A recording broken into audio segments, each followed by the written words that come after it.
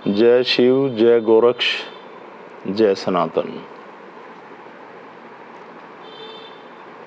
मैं जो ये वीडियो डाल रहा हूँ ये अध्यात्म को लेकर, हमारी सिद्धि को लेकर है।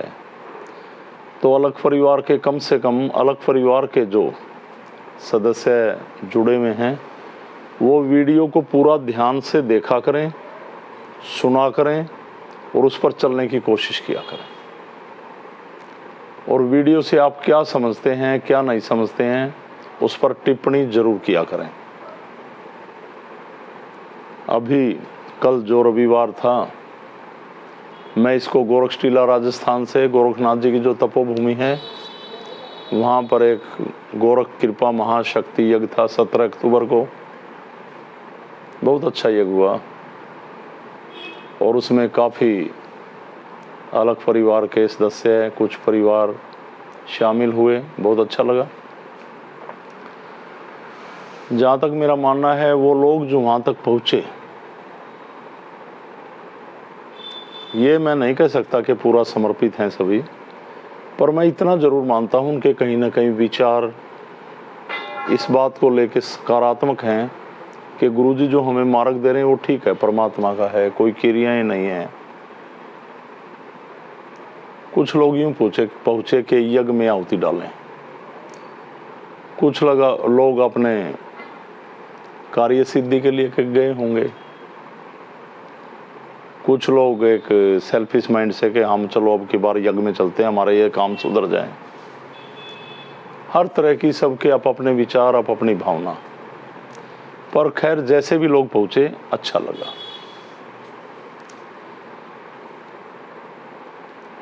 गोरक्ष टीला, गोरखनाथ जी की तपोभूमि।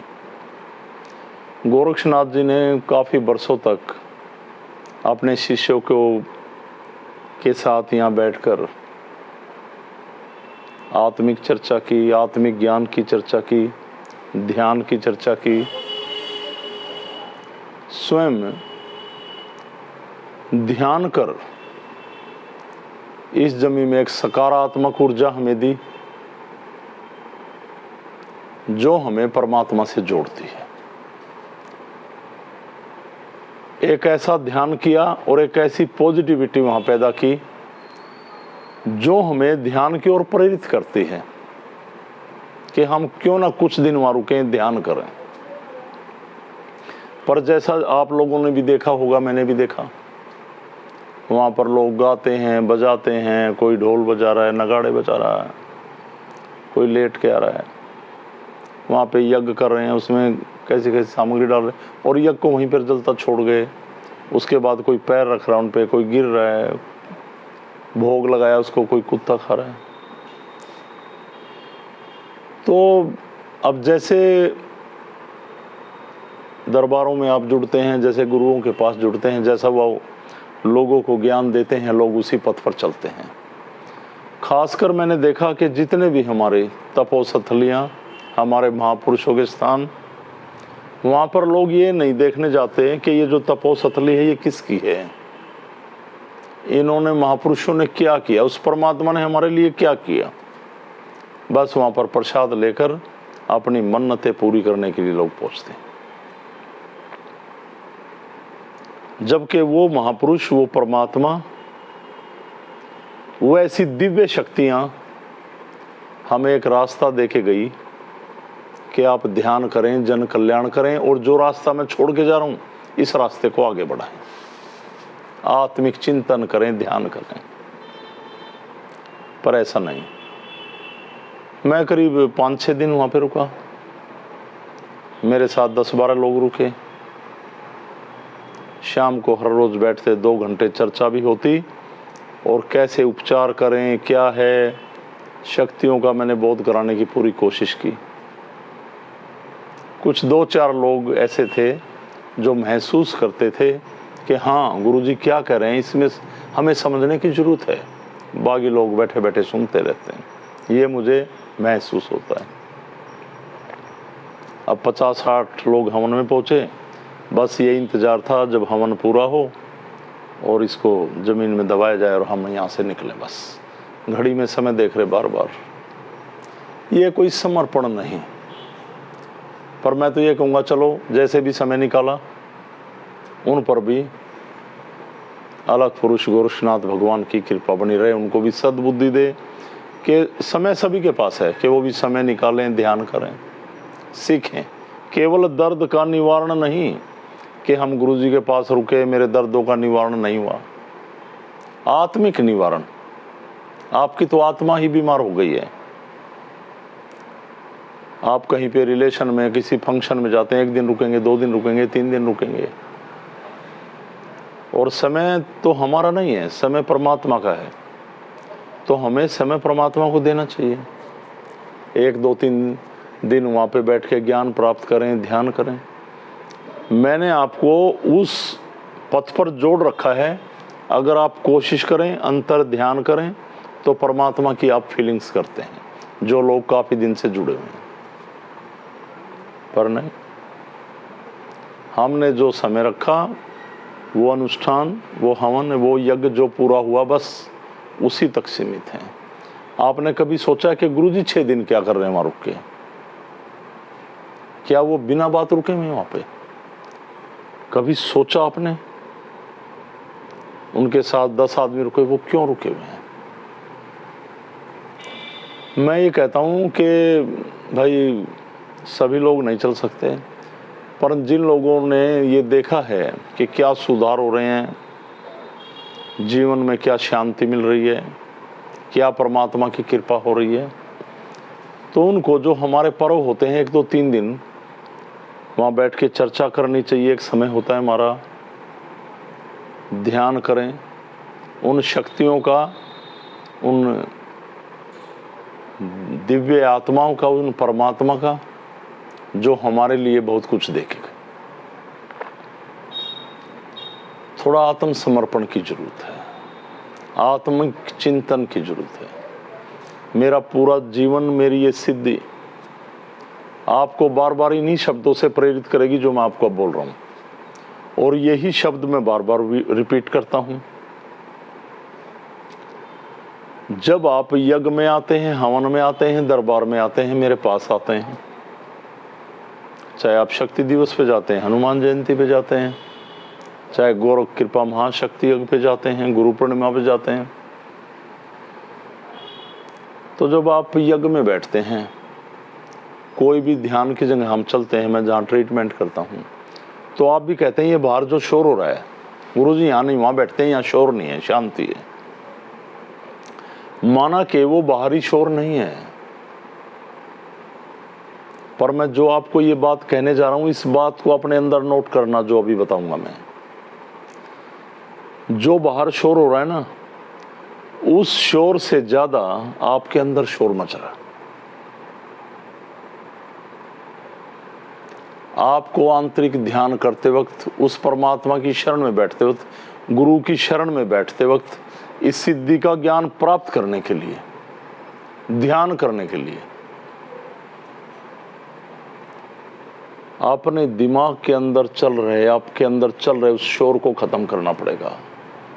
बाहर कितना भी शोर हो, फिर वो शोर हमें नहीं सुनाई देगा, क्योंकि आपकी ज्ञान इंद्रियां, आपका विवेक, आपकी आत्मा से कनेक्ट हो जाएगा जब आपका दिमागी शोर बंद होगा।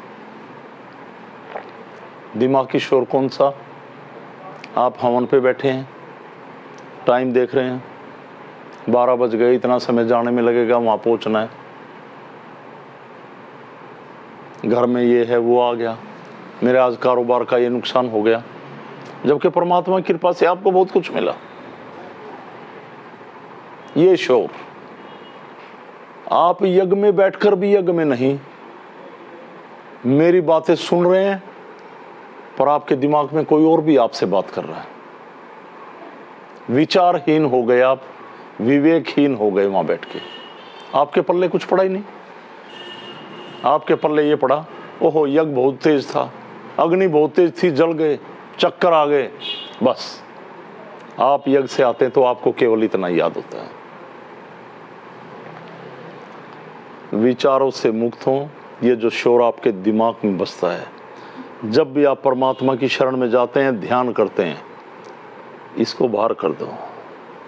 एकदम नहीं होगा, धीरे धीरे कोशिश करो, इसको बाहर करो, फिर आपका रुकने को दिल करेगा। ध्यान में दिल लगेगा, गुरु की शरण में दिल लगेगा, परमात्मा की शरण में दिल लगेगा। आपको पता चलेगा कि एक सकारात्मक ऊर्जा क्या होती है।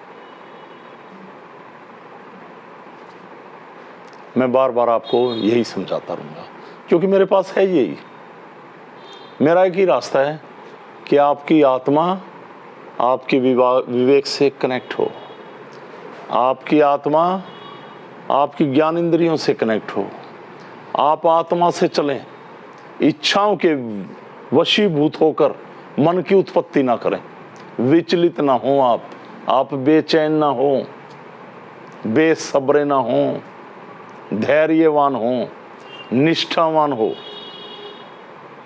समर्पित हो। मैं हमेशा यही आपको संदेश देता रहूँगा। तो अगले साल फिर यज्ञ होगा वहाँ पर, और अभी गोरक्षनाथ जयंती है, 11 तारीख को नवंबर में हवन होगा शुरू। उसके बाद शक्ति दिवस है। शक्ति दिवस पे सभी जितने भी लोग हैं अनिवार्य है परिवार को लेके पहुंचेंगे। कुछ लोग हैं जो सिद्धि को समझ रहे हैं, मेरी पीड़ा को भी समझते हैं, जो मैं अपने अंदर एक महसूस करता हूं कि ये लोग इतना मेरे भोगने के बाद भी नहीं समझते, वो चलने की कोशिश करते हैं। और अपने घर में बैठ के, मैं तो कहता हूं खूब कमाएं, अपने बच्चों को अच्छा पहनाएं, उन्हें अच्छी शिक्षा दें, अच्छा खिलाएं, अच्छा घर बनाएं, आप अपनी पत्नी को भी अच्छे ढंग से रखें, बहुत सारा पैसा कमाते हैं, संस्था में भी दें, अपने जीवन पर खर्चें। जो आपको अपने काम से अलग समय बचता है उसको परिवार में बैठ के ही सिद्धि की चर्चा करें, ध्यान करें। और बाहर जाते हैं तो कहीं भी बैठते हैं, समाज के अंदर, अपनी सोसाइटी में इस सिद्धि की चर्चा किया करें। न जाने कितने लोगों का जीवन खराब हो रहा है। सिद्धि का परिणाम धीमा जरूर है पर जबरदस्त है, खुशहाल करता अपने जीवन को, आपके जीवन को। इसमें हर रास्ता निकलेगा, आप मेहनत करेंगे उसका फल मिलेगा। बस जरूरत है इस शोर से बाहर आने की। विचलित ना हो, धैर्यवान हो, पेशेंस रखें और हमेशा ध्यान रखें आपके अंदर जो आपत्तियां आ रही हैं, कहीं ना कहीं आप भी उसमें गुनाहगार हैं। ये हमारे जिंदगी में आए हुए कष्ट, हम हिस्सेदार हैं, भागीदार हैं इन कष्टों को पैदा करने में। कुछ हमारे संचित कर्मों के फल भोग रहे हैं।